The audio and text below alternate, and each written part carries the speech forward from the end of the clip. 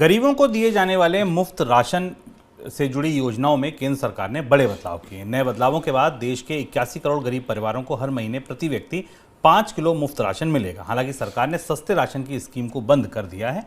अगले 1 साल के लिए फ्री राशन की सप्लाई बनाए रखना सरकार के लिए फिर भी चुनौती होगी। क्यों? क्योंकि सरकार के गोदामों में गेहूं का स्टॉक 190 लाख टन बचा है।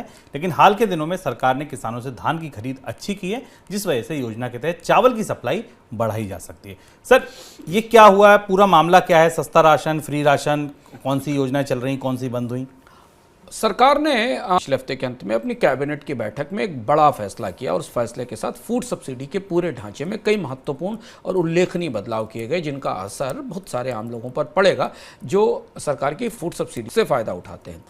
3 तरीके की स्कीमें भारत के फूड सब्सिडी बास्केट में है। एक नेशनल फूड सिक्योरिटी का प्रोग्राम है जो राष्ट्रीय खाद्य सुरक्षा योजना है, जिसमें 5 केजी पर पर्सन अनाज मिलता है, 3 रुपये पर राइस और 2 रुपये पर गेहूं दिया जाता है। और दूसरी प्रधानमंत्री गरीब कल्याण योजना थी, जिसमें मुफ्त राशन दिया जाता था।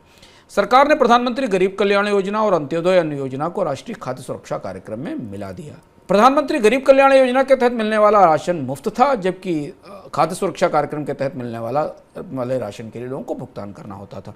व्यवस्था इस तरह से बदली गई कि प्रधानमंत्री गरीब कल्याण योजना वाला मुफ्त राशन बंद करके जो कोटा राष्ट्रीय खाद्य सुरक्षा कार्यक्रम के तहत 5 केजी पर पर्सन को मिलने वाला अनाज था, उसे मुफ्त कर दिया गया। पूरे 1 साल के लिए, अगले 1 साल के लिए दिया जाएगा। तो मतलब ये कि मुफ्त मिलेगा मगर थोड़ा मिलेगा, या आप मुफ्त खाएं तो मगर थोड़ा खाएं। ये स्ट्रक्चर सरकार ने राजकोषीय घाटे के दबाव और सब्सिडी के दबाव को लेकर किया है। तो इससे पहले यदि एक परिवार के लोगों को दोगुना अनाज मिलता था, एक सस्ती कीमत पर और एक मुफ्त, उसकी मात्रा उनको मिलने वाले अनाज में कम हो जाएगी, लेकिन जितना मिलेगा वो मुफ्त मिलेगा।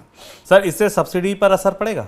सब्सिडी पर बड़ा असर पड़ेगा, क्योंकि जो सब्सिडी के आकलन हमें मिल रहे थे उस हिसाब से इस साल सरकार की जो फूड सब्सिडी का बिल था वो रिकॉर्ड लेवल पर पहुंच रहा था प्रधानमंत्री गरीब कल्याण योजना के हिसाब से। और ये माना जा रहा था कि करीब करीब इस साल जो NFSA की, नेशनल फूड सिक्योरिटी एक्ट की जो सब्सिडी है, जो PDS के तहत चलाई जाती है, वो करीब 1.8 लाख करोड़ रुपए के आसपास है।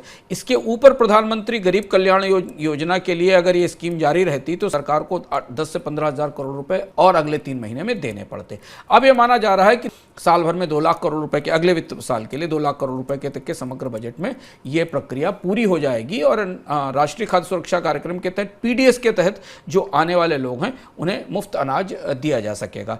इसके साथ सरकार ने एक काम और महत्वपूर्ण किया कि बजट से पहले खाद्य सुरक्षा योजना की तस्वीर पूरी तरह साफ कर दी। अब यहां से लेकर अगले चुनाव तक 2024 तक अनाज खाद्य सुरक्षा की योजना में किसी बड़े बदलाव की संभावना नहीं दिखाई देती। और इससे जो मुफ्त अनाज पर दी जा रही सब्सिडी थी, अनाज की मात्रा कम होने से सब्सिडी की मात्रा भी कम हो जाएगी, क्योंकि 2 हिस्सों में सब्सिडी का अनाज जाता था, एक मुफ्त वाला और एक रियायती कीमत पर। अब सेंट्रल इशू प्राइस पर इशू होने वाला अनाज पूरी तरह मुफ्त होगा, लेकिन कम मात्रा में दिया जाएगा। इससे उम्मीद है कि सरकार को सब्सिडी में बचत होगी। 2 लाख करोड़ रुपए के आसपास का सब्सिडी का बिल अगले साल रहने की संभावना है।